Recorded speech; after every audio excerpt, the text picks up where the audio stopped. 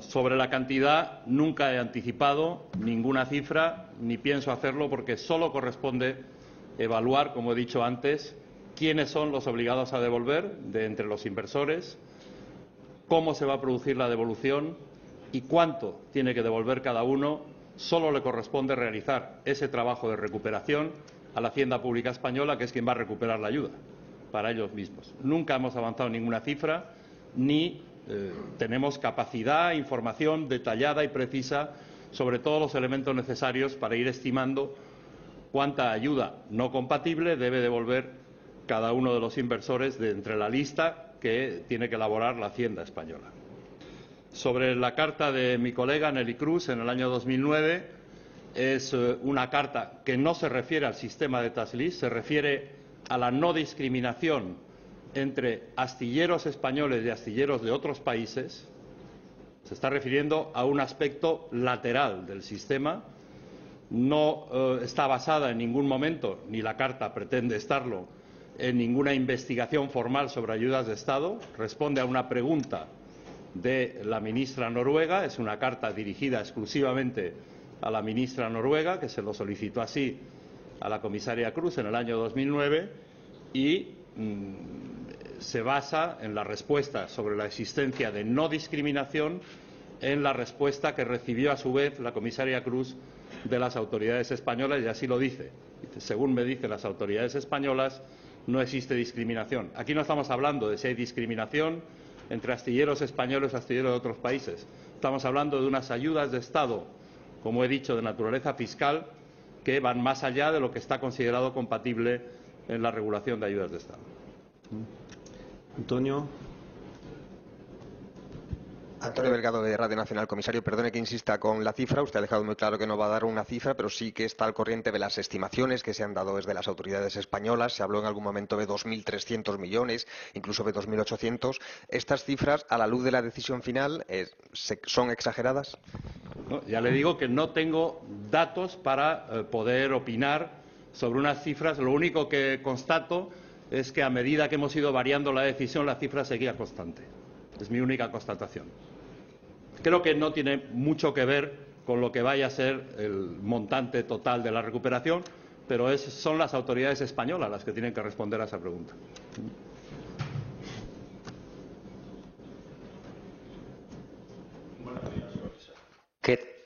Álvaro.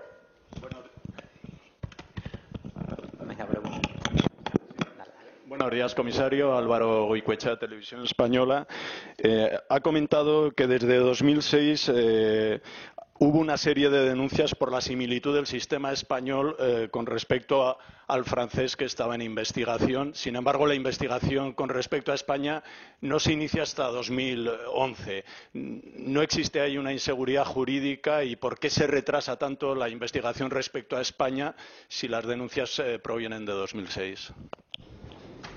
Bueno, los retrasos se deben, en primer lugar y sobre todo, a un hecho que ya he citado en mi intervención inicial, y es que nunca se notificó este sistema. Si el sistema se hubiese notificado, como es preceptivo, como es obligatorio, antes de ponerlo en marcha en un Estado miembro, en este caso España, la Comisión hubiese actuado analizando la propuesta notificada y hubiese expresado con claridad y con plena seguridad jurídica su opinión sobre la compatibilidad o no del sistema en el año 2002 o 2003. El nuevo sistema de tax lease que existe fue notificado por las autoridades españolas, creo recordar, en marzo del 2012, y en noviembre del 2012 hemos aprobado, y está publicada en nuestro diario oficial, una decisión de la Comisión declarando plenamente compatible el nuevo sistema de tax lease con las normas de ayudas de Estado. Hemos tardado meses en negociar las condiciones bajo las cuales el sistema nuevo de tax lease que existe en España desde el año pasado es plenamente compatible. En el año 2006, a partir de la decisión sobre el sistema francés, incluso antes de su publicación, que tuvo lugar en abril del 2007 en el Boletín Oficial del Estado, se produjeron denuncias, cartas pidiendo a la Comisión que analizase un sistema análogo como era el sistema español. En aquel entonces, como recuerdan ustedes, las competencias en materia de ayudas de Estado al sector marítimo, al sector del transporte, no residían en la Dirección General de Competencia ni estaban bajo la responsabilidad de la señora Cruz, estaban bajo la responsabilidad de la entonces llamada DG Tren y del comisario responsable de Transportes, que entre tanto, entre el 2006 y febrero del 2010, cuando entra en vigor la nueva comisión, cambió de titular. Después de analizar con idas y venidas tanto la Dirección General de Transportes de la época como la Dirección General de Competencia, en lo que correspondía entonces a la Dirección General de Competencia, los diferentes aspectos parciales de las medidas existentes en España, y a pesar de no tener nunca una visión completa de un sistema, porque no nos fue notificado, la Comisión trabajó y solo cuando recibimos una denuncia formal, una queja formal, a lo largo del año 2010 por parte de 7 asociaciones nacionales de representantes del sector naval, solo entonces, y una vez unificadas todas las competencias de control de ayudas de Estado bajo la Dirección General de Competencia, solo entonces hemos podido hacer una investigación en profundidad.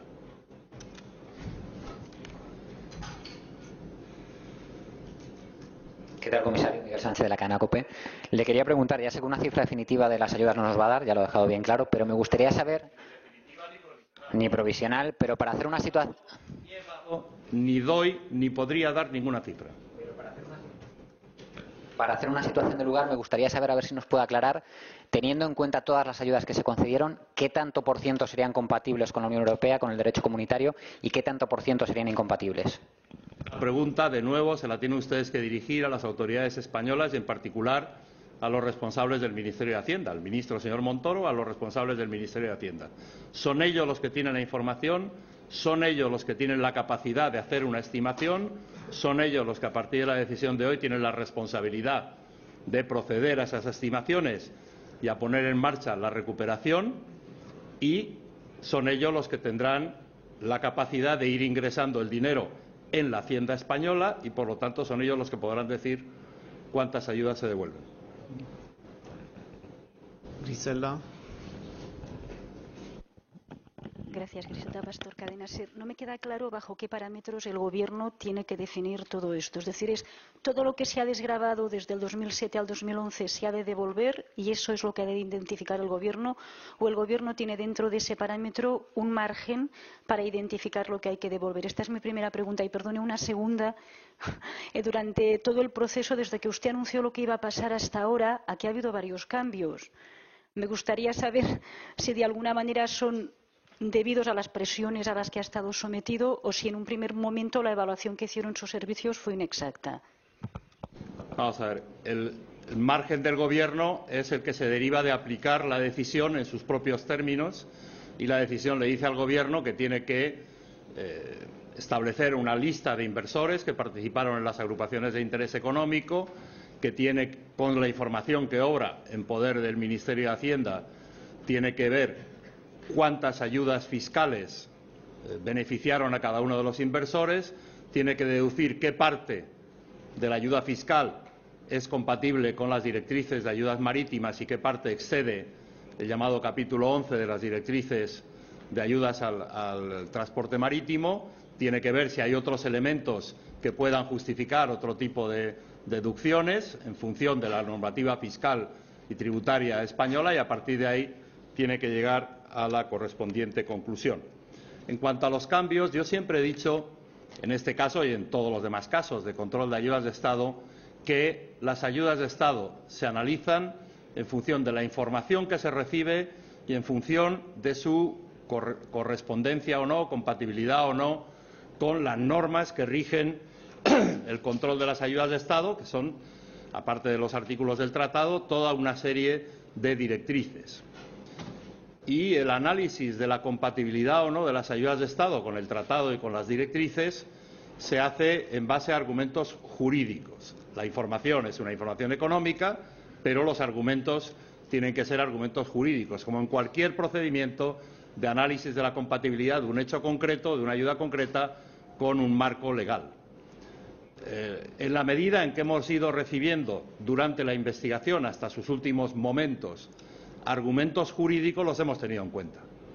Y por eso, desde que se conoció por una filtración, ya me dirán ustedes quién la hizo, del primer proyecto de decisión, primer borrador de decisión hasta hoy, ha habido argumentos jurídicos, algunos de ellos importantes, argumentos jurídicos generados en nuestro propio análisis, con los servicios de la Comisión y con el servicio jurídico, no solo con la Dirección General de Competencia, y también ha habido argumentos jurídicos aportados por los diferentes interlocutores, y en particular por los interlocutores españoles, sean del Gobierno o sean de los sectores afectados. Todo argumento jurídico válido ha sido tenido en cuenta, y los argumentos jurídicos que no han podido superar la prueba de su correspondencia con las normas europeas y con la jurisprudencia europea, desgraciadamente no los hemos podido tener en cuenta.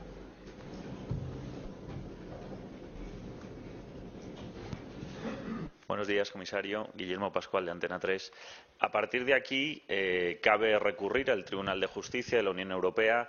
Yo no sé si usted teme que todo este proceso continúe ahora en los tribunales y que empiece una batalla legal.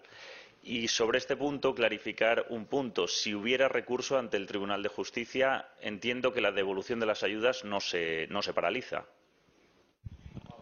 Ante toda decisión de la Comisión, y en particular en el área de competencia, sea en el área antitrust o cárteles o fusiones o ayudas de Estado, ante todas esas decisiones cabe la posibilidad de un recurso ante la Corte de Justicia, que es quien tiene la última palabra. Yo ni le puedo anticipar si va a haber o no recursos, ni diría nunca que me opongo a que alguien recurra.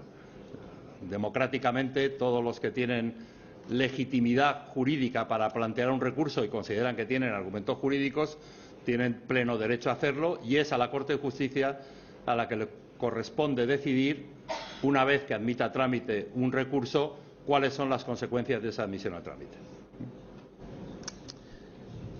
D'autres questions sur ce sujet pour le moment? Il nous reste encore quelques minutes. Bernardo, je crois. Sobre el mismo tema, comisario Bernardo de Miguel, de 5 Días y 4 Televisión.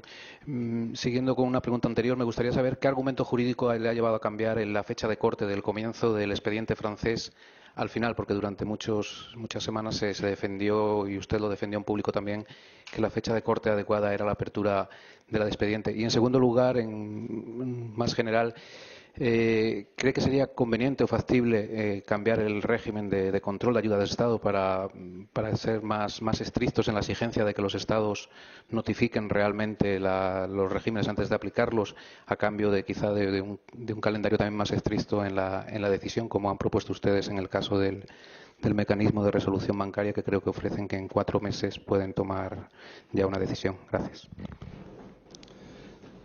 Sobre el cambio de fecha a partir de la cual hacia atrás se considera que había inseguridad jurídica, hemos encontrado alguna jurisprudencia en la que, frente a lo que parece ser la regla general de interpretar que la inseguridad jurídica cesa cuando la Comisión formalmente anuncia, por ejemplo, la apertura de una investigación, en algún caso hemos encontrado precedentes en los que se había considerado que la fecha que rompía la situación de inseguridad jurídica era la fecha de publicación en el Boletín Oficial.